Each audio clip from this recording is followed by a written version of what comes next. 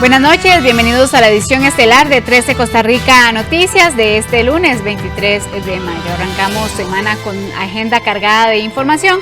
Les recordamos nuestras redes sociales, usted las observa en pantalla. También los invito a esta hora a ver nuestros titulares.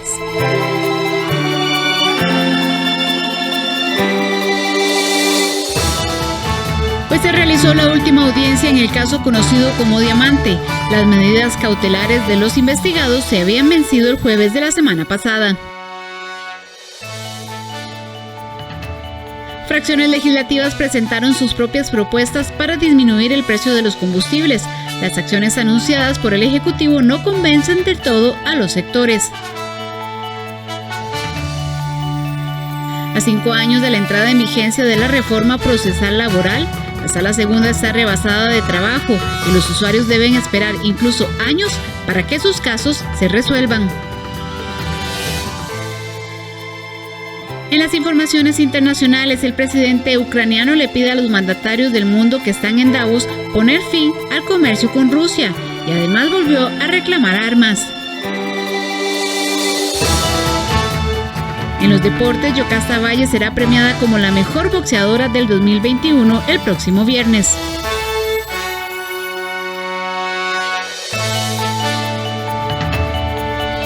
7:01. Tenemos información en vivo y nos vamos hasta los tribunales de Goicoechea porque a las 5 de la tarde inició la audiencia donde se resolverá si los alcaldes vinculados con el caso conocido mediáticamente como Diamante continúan suspendidos o si podrán regresar a sus labores. Andrés Ortiz nos informa en vivo. Adelante, Andrés. Buenas noches.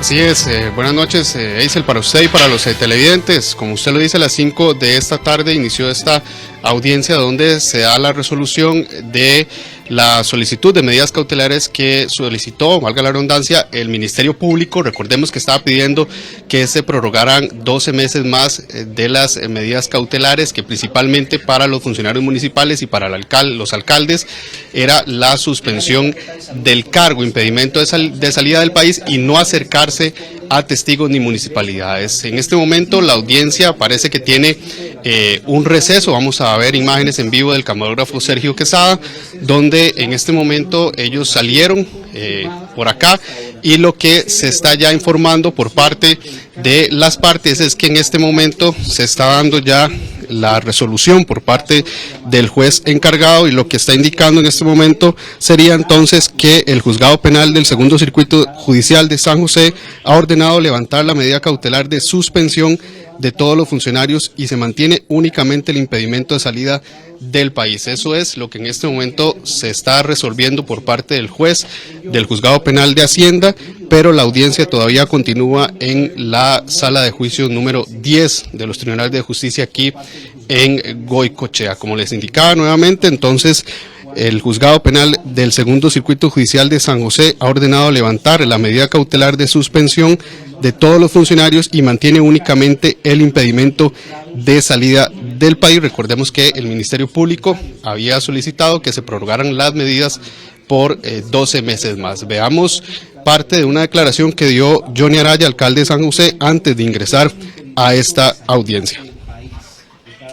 Evidentemente espero objetividad, espero que se haga justicia, espero que haya congruencia entre la resolución que el juez va a tomar con lo que ocurrió en la audiencia, que tuvimos 4 días discutiendo caso por caso y en donde tuve la oportunidad, tanto a través de mis defensores como de mi propia participación, de demostrar que lo que a mí se me ha acusado son acusaciones sin fundamento, sin prueba, y eso me ha llevado a una situación muy lamentable con daños irreparables para mí y para mi familia.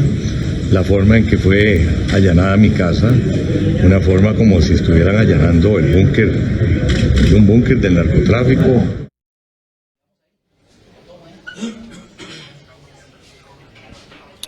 Recordemos que en esta causa denominada Diamante, quienes son en este momento vinculados como imputados son el alcalde de San José, Johnny Araya, Alfredo Córdoba de San Carlos, Mario Redondo, alcalde de Cartago, Humberto Soto, alcalde de Alajuela, Alberto Col de León de Osa y Arnoldo Barahona de Escazú. Esos son los alcaldes, funcionarios municipales de Escazú, Alajuela y Golfito, y 2 empresarios privados son las personas que imputadas en este caso Diamante. Entonces, Eisel, esta es la información que tenemos en vivo desde los tribunales de justicia en Goicoechea, información que está en desarrollo y que de acuerdo con lo que nos han indicado se están levantando entonces las medidas cautelares. Solo quedaría impedimento de salida del país para los funcionarios. Sin embargo, la audiencia todavía continúa en la sala número 10 aquí en Goicoechea. Eisel.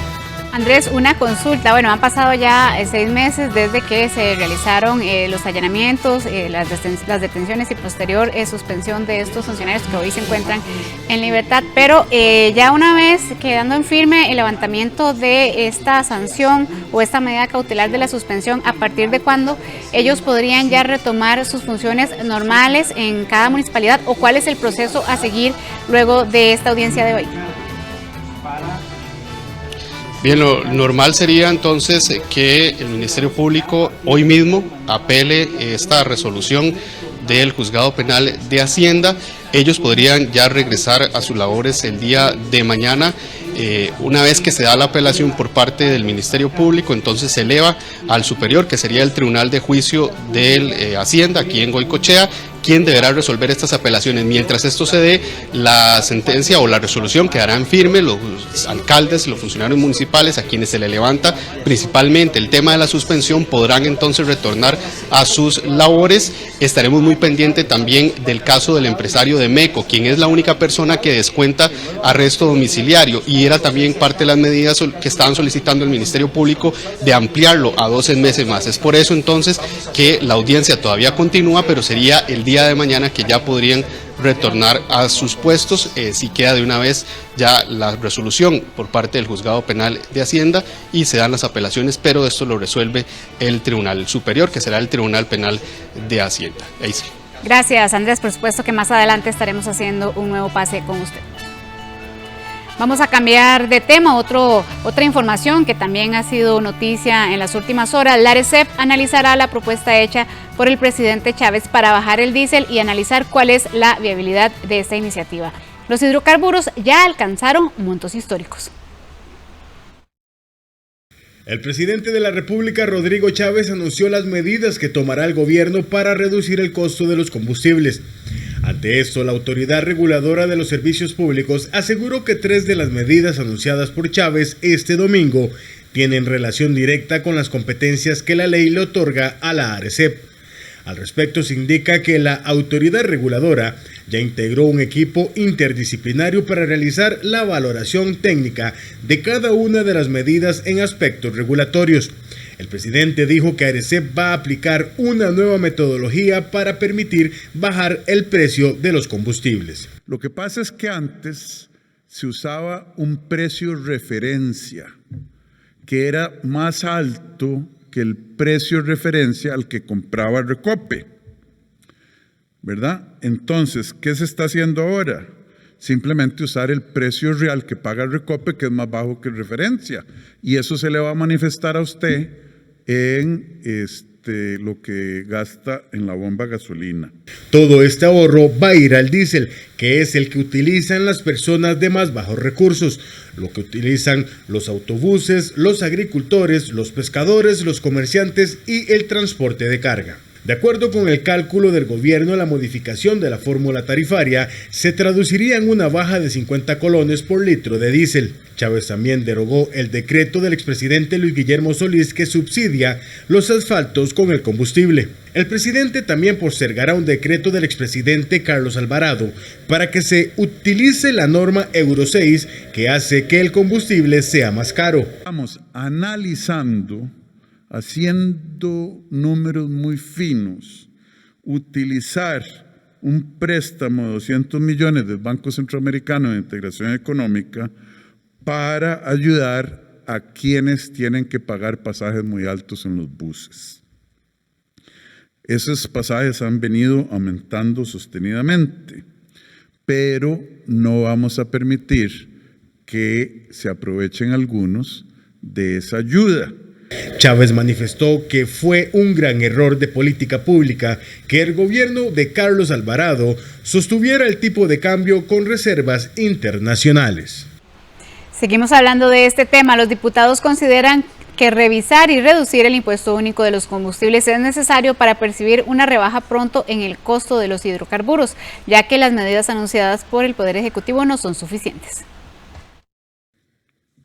Según los diputados, las 4 medidas anunciadas por el presidente de la República este domingo para disminuir el costo de los combustibles se quedan cortas ante la problemática que enfrenta la población por hidrocarburos cada vez más caros. Creemos que es insuficiente las medidas que se tomaron. El costo de vida se va a elevar, la inflación va a ser muy alta, la producción se va a afectar.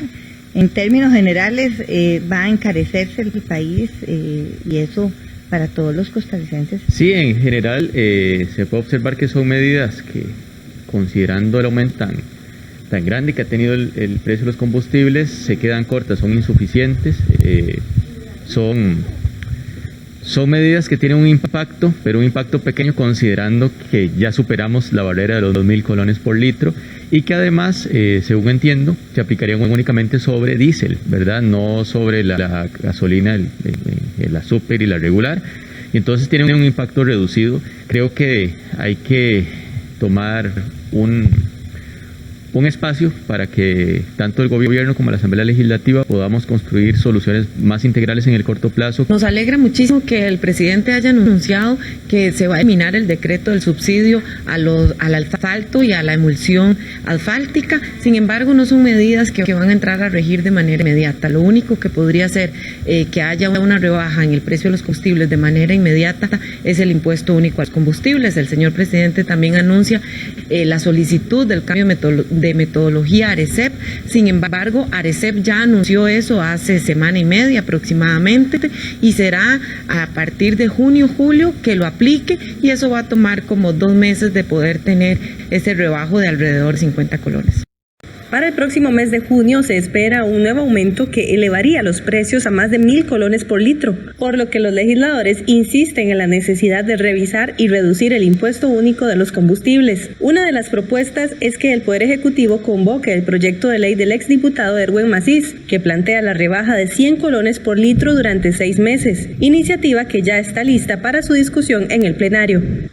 Nosotros pensamos que el señor presidente debe valorar que el impuesto único al combustible es lo que necesitamos para que esta misma semana el precio de los combustibles pueda bajar. Pero hay otra parte que es la que nosotros hicimos la observación desde que se hizo, ¿verdad?, la solicitud del Poder Ejecutivo a las diferentes fracciones legislativas de presentar proyectos que pudieran tener algún tipo de afectación.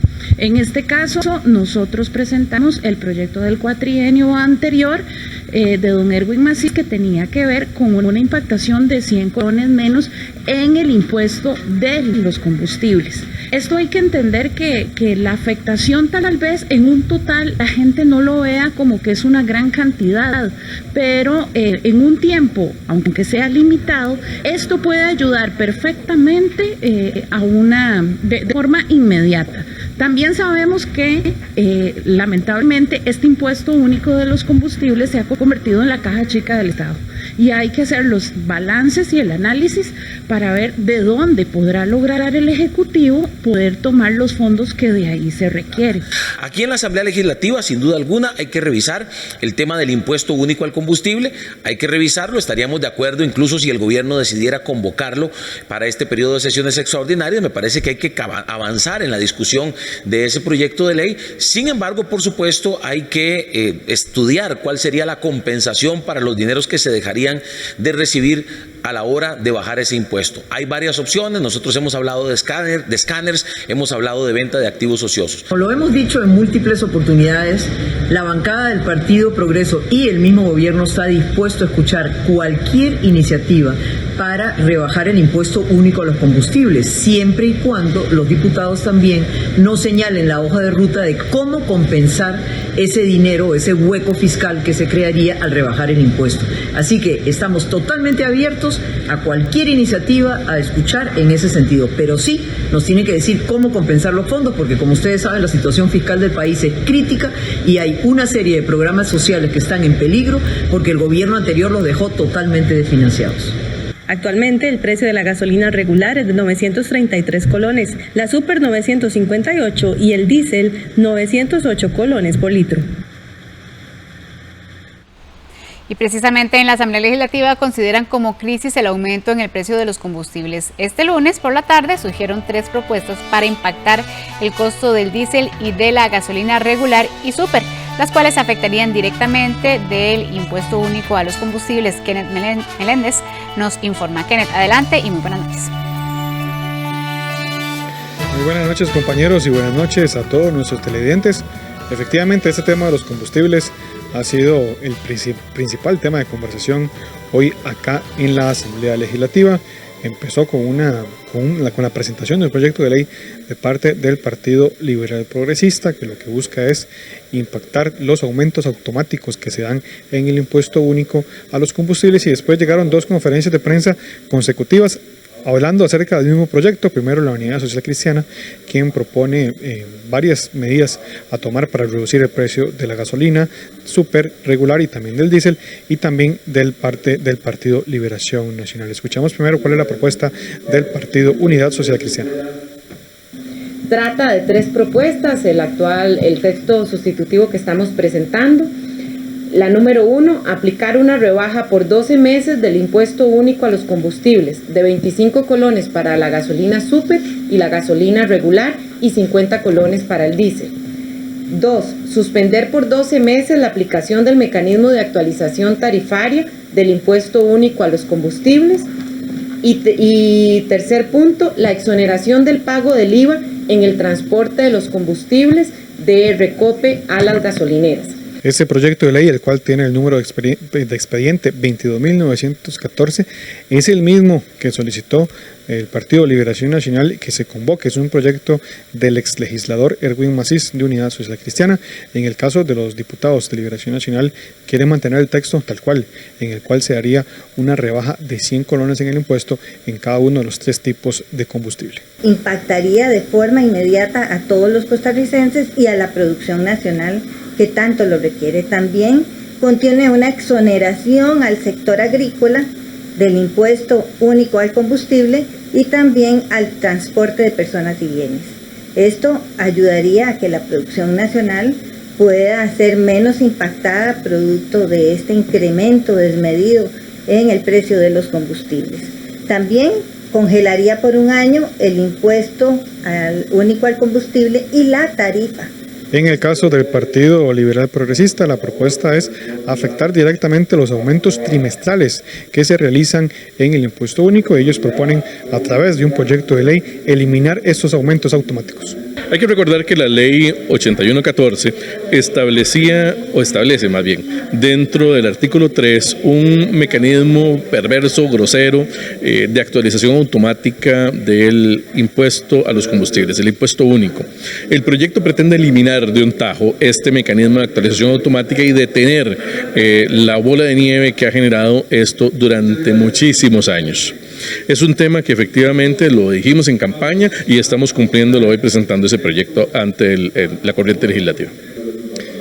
También conversamos con diputados acerca de lo que dijo ayer el presidente de la República, don Rodrigo Chávez, acerca de que el gobierno anterior le dejó muy poco margen para disminuir el tipo de cambio del dólar. Sofía Guillén, economista y diputada del Frente Amplio, considera que aún queda margen para modificar y poder bajar el tipo de cambio. Bueno, eso es tan sencillo como irse a la página del Banco Central y revisar el dato de las reservas monetarias internacionales. Yo justamente lo revisaba casualmente por otra discusión que tenía hace un par de días. Creo que todavía tiene margen de acción el Banco Central para poder actuar sobre el tipo de cambio. Yo creo que sí tiene margen de acción. Desde luego debe ser un margen de acción cuidadoso en donde no se agoten las reservas, pero las reservas todavía dan para poder intervenir el tipo de cambio.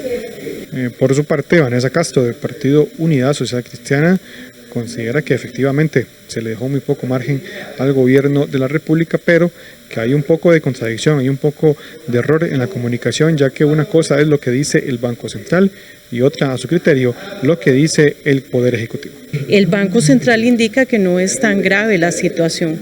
Acá nos tocará a nosotros en control político o en alguna comisión, por ejemplo la de control de ingreso y gasto, un poco determinar cuál es la realidad del país y si esto es realmente tan serio como lo presenta el presidente. Por el momento eso es todo desde acá, desde la Asamblea Legislativa. Vamos con ustedes al Estudio Central donde tenemos más información.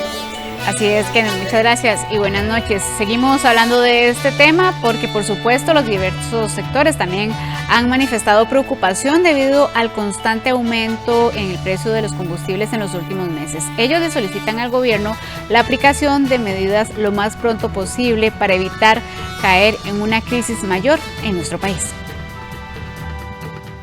Los constantes aumentos en el precio de los combustibles tienen preocupados a muchos sectores del país.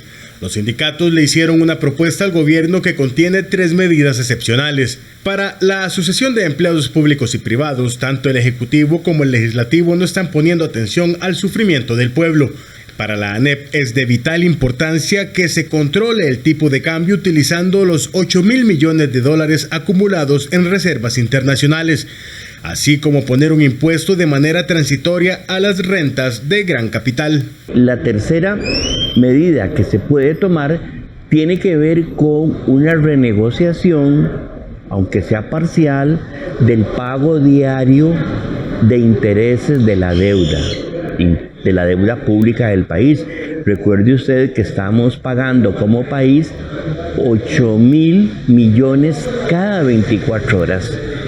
El sector turismo también está muy preocupado. Comentan que el aumento de los combustibles está provocando un fuerte aumento en los precios de cadena en todos los insumos necesarios para la operación de su sector productivo. También debido a la temporada cero y la entrada en vigencia del IVA en actividades turísticas, no se puede reflejar estos incrementos en los insumos en el precio final de los servicios. Ahora con esta nueva subida de precios del combustible, toda la cadena de valor se ha incrementado en sus precios, en sus tarifas. Llamado al señor presidente don Rodrigo Chávez para que por favor tome en cuenta esta solicitud urgente de auxilio financiero que estamos realizando para las empresas turísticas. Mientras tanto, los transportistas esperan que las medidas que se vayan a tomar estén pensadas en la población más vulnerable del país. De igual forma, se pone sobre la mesa el tema del subsidio, lo cual consideramos que es una discusión oportuna que tiene que venirse generando. No es posible que los usuarios tengan que seguir cargando el costo de la operación de un servicio que es público y cuya continuidad le corresponde al Estado. Por ahora solo queda esperar a que estas medidas se apliquen con celeridad para evitar un impacto mayor en la sociedad costarricense. Vamos a una pausa comercial. Al volver a 5 años de la entrada en vigencia de la reforma procesal laboral, la Sala Segunda está rebasada de trabajo y los usuarios deben esperar incluso años para que les resuelva sus casos. Cuando regresemos, los detalles en un reportaje de la periodista Catherine Chávez.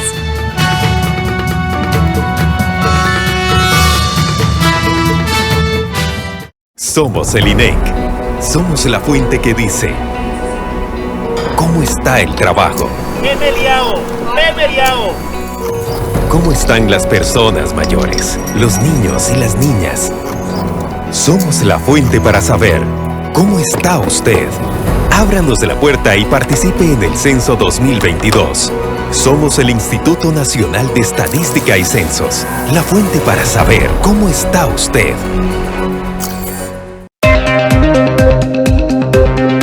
Esta es una invitación para que nos acompañe esta semana en Código 13 porque tenemos muchísima información de tecnología. Vamos a tener una entrevista de fondo con un científico de la Universidad de Costa Rica que junto a él, un grupo más de investigadores descubrieron y le dieron respuesta a una interrogante vital para la investigación del cáncer. Y también vamos a hablar acerca de las restricciones de Netflix y cómo ha perdido muchísimos suscriptores. Te esperamos.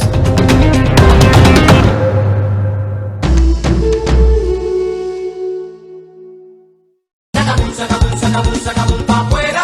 el nuevo boom. Conozca Conexión BP, la nueva tecnología de cobro en comercios de forma fácil, rápida, segura y con cualquier tarjeta. Todo desde su celular. Más información para afiliarse en www.bancopopular.fi.cr. Banco Popular. Hay herramientas y plataformas digitales que hacen más sencilla nuestra vida. Conoce cuáles son y cómo utilizarlas en ET Educación Tecnológica. Sábados 1 de la tarde y repetición domingos a las 4:30 de la tarde. Te invita.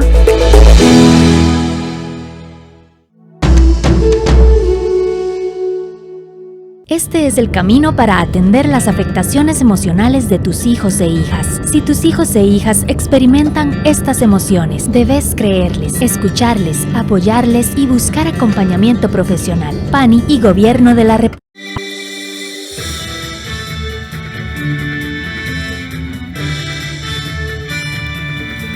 Banco Popular presenta el tipo de cambio.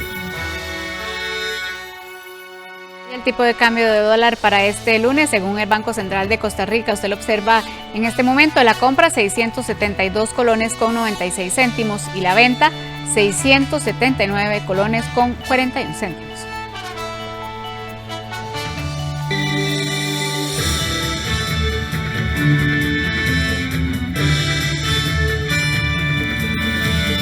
Banco Popular presentó el tipo de cambio. La reforma procesal laboral entró en vigencia en el año 2017, prometiendo mayor celeridad en los procesos, así como un mejor acceso a la justicia. Pero 5 años después, estos objetivos se cumplen a medias. En el reportaje Justicia Laboral, ni pronta ni cumplida, la periodista Catherine Chávez analizó el impacto de esta reforma en el trabajo de la Sala Segunda. Adelante. La reforma procesal laboral dio más competencias a la Sala Segunda, sin contemplar que esto generaría un importante incremento en el circulante de ese alto tribunal de casación. Sin embargo, el problema se da porque, por ley, la Sala Segunda solo puede estar conformada por 5 magistrados. Es decir, hay más trabajo, pero tienen el mismo recurso humano. Los magistrados reconocen que por más buenas intenciones es casi imposible bajar el circulante, y ahí es donde la demora golpea al usuario, que debe esperar incluso años para obtener una respuesta en su proceso judicial.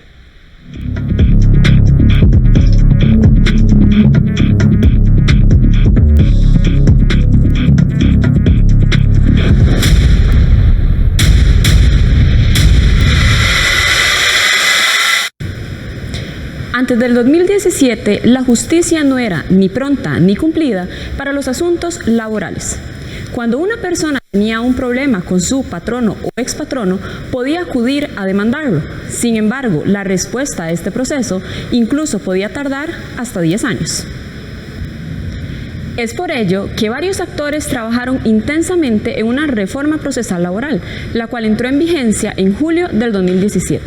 Con esta reforma se pretendía no solamente lograr mayor acceso a la justicia laboral, sino que también se pretendía que los procesos ante una demanda laboral fueran muchísimo más cortos. Pero a 5 años de la entrada en vigencia de la reforma procesal laboral, sus objetivos se cumplen a medias. Si bien hay muchísimo más acceso a la justicia, todavía los procesos tardan muchísimo tiempo en resolverse. En términos generales, los expedientes sí suelen durar menos cuando están en manos de los juzgados de trabajo, es decir, cuando están en primera instancia. Sin embargo, la probabilidad de que las partes queden satisfechas con la resolución de la primera instancia es casi nula y por ende siempre apelan. Ahí es donde la demora golpea al usuario. Cuando son procesos de menor cuantía, es decir, que el reclamo es menor a los 15 millones de colones, el caso pasa a los tribunales de apelación para que se dicte ahí su resolución final. Allí el escenario no es tan caótico, pero cuando la demanda involucra fueros especiales o es de una cuantía mayor o inestimable, el expediente va directo a una ya rebasada Sala Segunda para que allí se dé el veredicto final. Ahí es cuando la espera de justicia laboral se vuelve eterna.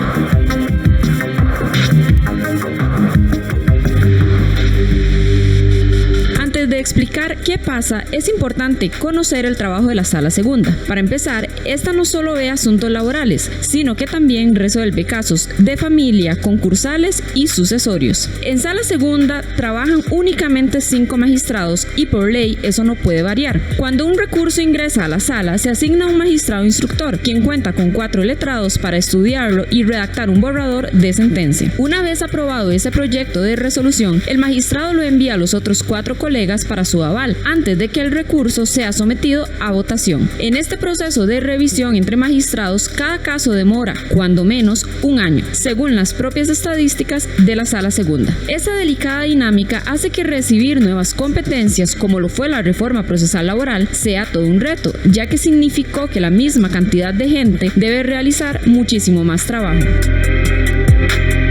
Bueno, aquí hay que hacer un antes y un después del 25 de julio del 2017, que es cuando entra en vigencia la reforma procesal laboral. Antes de esa fecha, la sala veía los procesos laborales, asuntos de familia y los procesos concursales y sucesorios que se tramitaban a nivel nacional mediante recurso de casación.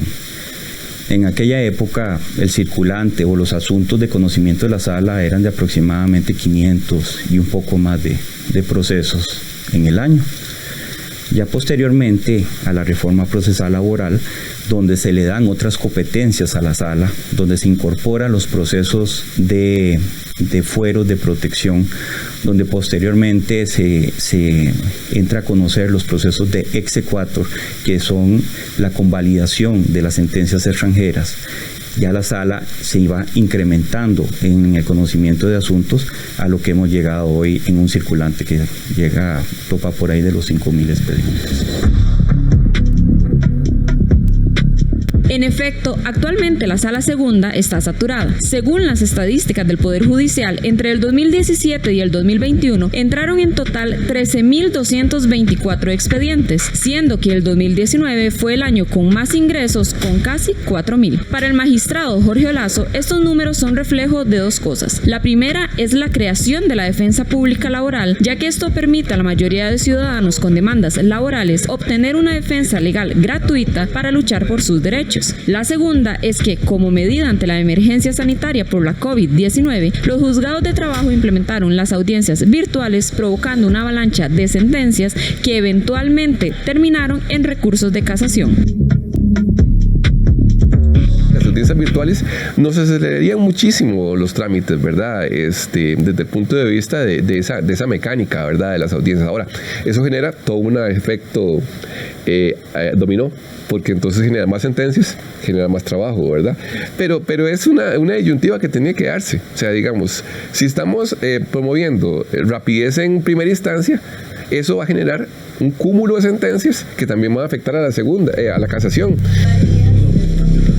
Para bajar esa acumulación, entre el 2017 y 2021, los 5 magistrados que conforman la Sala Segunda cerraron 9.511 expedientes, pero eso significa que quedaron entonces rezagados cerca de 4.000 asuntos laborales, lo cual representa casi un 80% de todo el circulante de ese alto tribunal. Si bien los asuntos terminados mantienen cada año una tendencia a la alta, el presidente de la Sala Segunda, Orlando Aguirre, reconoció que no es suficiente ante el masivo ingreso de expedientes. Aún así, insistió, hacen su mayor esfuerzo para dar una respuesta al usuario lo más pronto posible. Hemos estado haciendo y seguiremos haciendo el mejor de nuestros esfuerzos para tratar de mantener por lo menos un ritmo de trabajo y eso pues lo refleja el hecho de que hemos estado hasta ahora cumpliendo con las metas que se nos fijan institucionalmente por parte de planificación, y a esas metas han venido incrementándose año con año. ¿Por qué? Porque el ingreso de expedientes a la sala también año con año se viene incrementando. Imagínense que para este año la meta que nos impone planificación para poder mantener la situación, digamos que que si se incrementa la cantidad de circulantes, no es por atraso, sino porque vengan nuevos, ¿verdad? Es decir, para mantener más la situación, nos imponen sacar 232 sentencias por mes, ¿verdad? Entonces, partiendo de esa meta de planificación, este 2022 cerraría con al menos 2.700 resoluciones dictadas. Una cifra que, frente a los legajos que ingresan mes a mes a Sala Segunda, aunado al circulante que ya tienen acumulado, resulta insignificante para descongestionarla. Es por ello que los magistrados externan su preocupación, ya que por ley la Sala Segunda solo puede tener 5 magistrados, es decir, no puede existir otro nombramiento que los ayude a descongestionar la ya rebasada Sala Segunda. En todos los casos de todos los integrantes de la sala tienen 4 letrados, que son profesionales del más alto nivel en derecho, que trabajan con los proyectos. Entonces, pues ellos también tienen una capacidad de resolución. No es que todos los asuntos que ya llegan a la sala de casación no son asuntos fáciles, son asuntos que jurídicamente tienen una discusión muy técnica y eso implica un tiempo.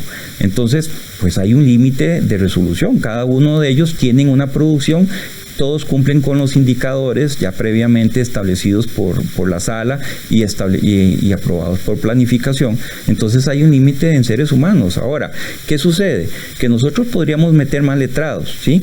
Pero la sala, los 5 magistrados y magistradas, estamos limitados a que somos por ley, solo podemos resolver 5. Nosotros no podemos incorporar aquí 10 o 15 personas magistradas. En consecuencia, la sala tiene un límite de resolución. Eso significa no que no queramos hacer las cosas en tiempo, sino que la capacidad instalada también aquí se está viendo reflejada, o sea, que es insuficiente. Y con otro agravante que no podemos ampliar plazas con todo el tema fiscal. Están sobrecargados y de momento la única manera que tienen para sobrellevarlo es trabajando incluso hasta fines de semana. Me parece a mí que la sala hace, a mi óptica, ¿verdad?, su mejor esfuerzo, un esfuerzo muy bueno de eso de votar hasta altas horas de la noche y nadie se da cuenta de eso, pero nosotros salimos esas horas de votar y lo hacemos porque es parte de nuestro trabajo, estamos conscientes del trabajo que tenemos. Mañana, en la segunda entrega de este reportaje, conoceremos el trabajo de cada magistrado integrante de la Sala Segunda, así como las cargas de trabajo que actualmente tienen.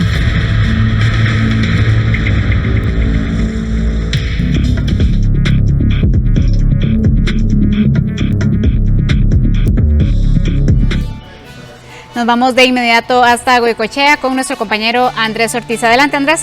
Difíciles, muy adversos. En mi familia, yo mismo, y bueno, hoy me satisface encontrar la resolución de un juez que objetivamente ha recogido lo que fue la discusión durante 4 días de la audiencia y en donde él de manera clara y contundente ha dicho que no encuentra que exista peligro de obstrucción por parte de los ¿Puede regresar usted a su puesto? De hoy. Hoy mismo. Hoy mismo.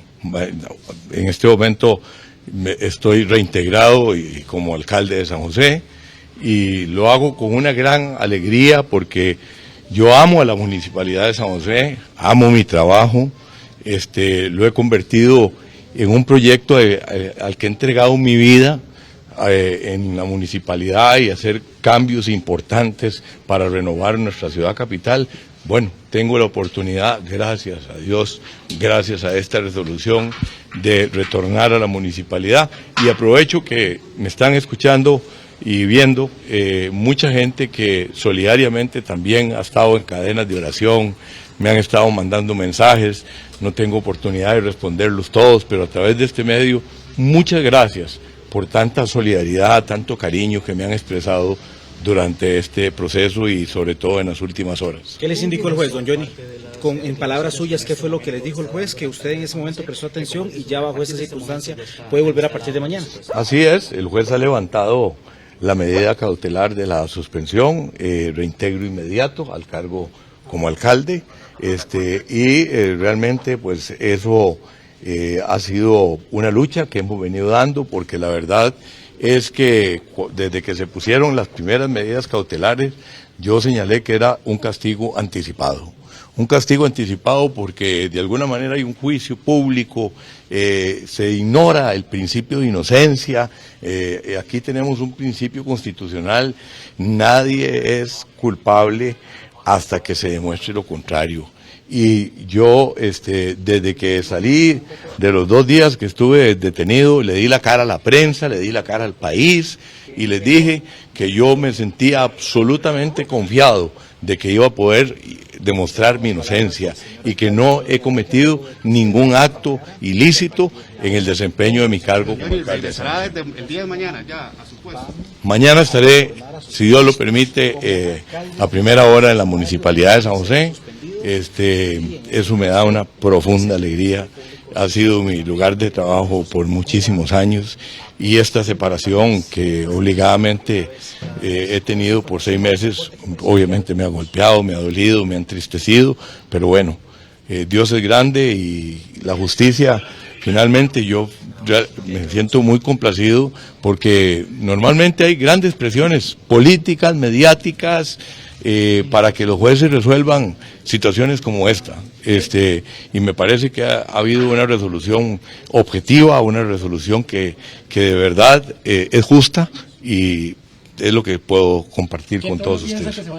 En declaraciones del alcalde de San José, Johnny Araya, cuando ya finaliza esta audiencia el día de hoy, de lo que ha sido la solicitud de medidas cautelares y que el juez resuelve suspender o levantar las medidas que se encontraban y solo se mantiene entonces entregar el pasaporte y el impedimento de salida del país. Escuchemos lo que dice el alcalde. Y eso se lo digo porque a lo largo de estos 6 meses son muchísimos las llamadas de gente que me ha pedido, que está pidiéndole a Dios para que yo regrese.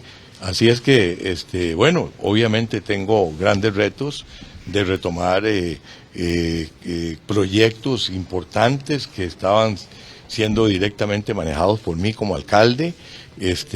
La alcaldesa que le correspondió asumir el cargo, pues lo ha hecho de muy buena manera. Sin embargo, yo creo que hay una serie de temas que si no le doy seguimiento yo personalmente, son proyectos que no han tenido el avance que yo quiero que tengan, y bueno, voy con esos retos de nuevo. Llego a la municipalidad con muchas ganas de trabajar, con muchas ganas de reactivar lo que tenga que reactivar. Bien, son declaraciones del alcalde de San José, Johnny Araya, luego de esta resolución que se da por parte del juez del Juzgado Penal de Hacienda, donde levanta entonces las medidas cautelares que pesaban sobre los imputados, los funcionarios de las municipalidades y los 6 alcaldes. Solo queda impedimento de salida del país, entregar el pasaporte, pero la suspensión se levanta a partir del día de hoy. Hay apelaciones del Ministerio Público, pero estas se resolverán en la instancia superior, que será entonces el Tribunal de Juicio aquí del circuito de Goicoechea, y eso será posterior a que se dé ya esta resolución. Esta es la información que tenemos, Eisel, desde los Tribunales de Justicia en Goicoechea en vivo, donde acaba de terminar la audiencia, la resolución que se dio el día de hoy. Regreso con usted al estudio. Buenas noches. Gracias, Andrés, por esta información. Vamos a una pausa comercial. El presidente ucraniano pidió este lunes, en el primer día del Foro Económico de Davos, terminar cualquier tipo de comercio con Rusia. Esto y más al volver de la pausa.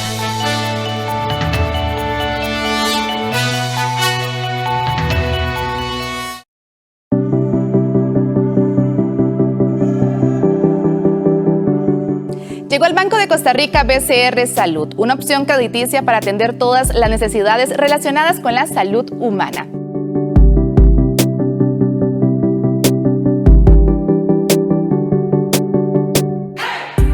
Si desea saber a quién está dirigido, qué incluye el plan de inversión, cómo es el crédito plazo, monto de financiamiento y tasas, ingrese a www.bancobcr.com.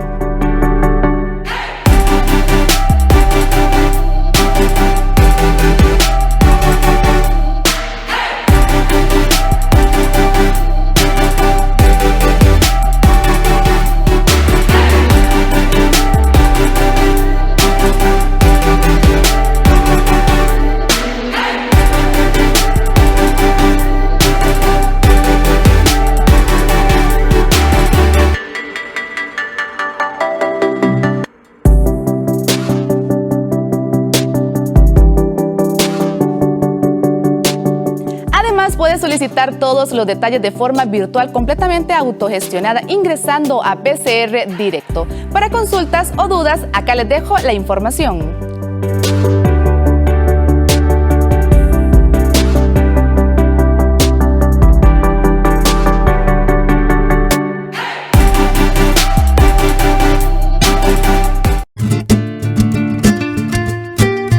Cada región y país tiene un licor característico.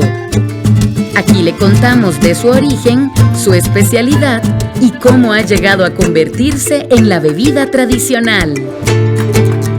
Vidas y bebidas. Los sábados a las 6:30 de la noche, aquí en 13, Costa Rica Televisión. Este es el camino para atender las afectaciones emocionales de tus hijos e hijas. Si tus hijos e hijas experimentan estas emociones, debes creerles, escucharles, apoyarles y buscar acompañamiento profesional. PANI y Gobierno de la República.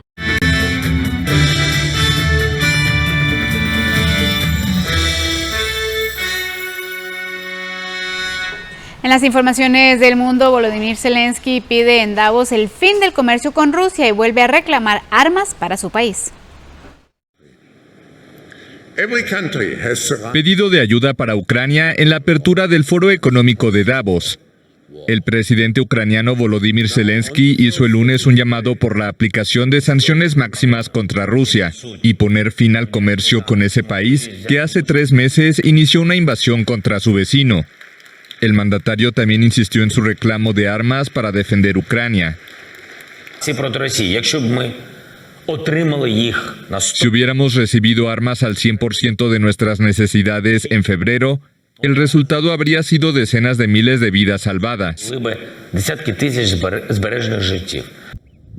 Tras 2 años de pandemia, el Foro de Davos vuelve a reunir a las élites económicas y políticas mundiales en la pequeña estación de esquí en Suiza. Los efectos de la guerra en Ucrania se sienten en todo el planeta, principalmente en el aumento de los precios de la energía y de los alimentos.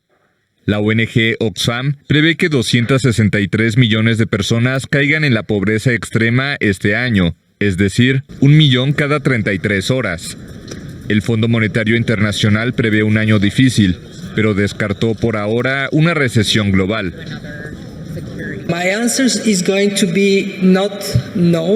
Mi respuesta es no, no en este momento. No significa que esté descartada. Rebajamos nuestras proyecciones de crecimiento para este año en abril para 143 países. Eso es el 83% del PIB mundial. Y desde entonces, en un corto periodo de tiempo, similar al clima de aquí de Davos, el horizonte se ha oscurecido. Rusia fue excluida este año del Foro de Davos. Varios responsables ucranianos tomaron simbólicamente la Casa Rusia, que normalmente concentra la actividad del país, e inauguraron la Casa de los Crímenes de Guerra de Rusia, con fotos de las atrocidades atribuidas a las fuerzas de Moscú.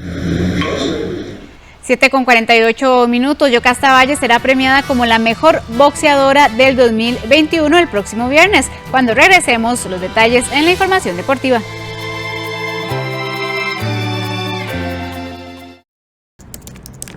Raxa Factoreo Digital me permite anticipar el pago de una cuenta por cobrar de mi empresa desde cualquier lugar y en cualquier momento.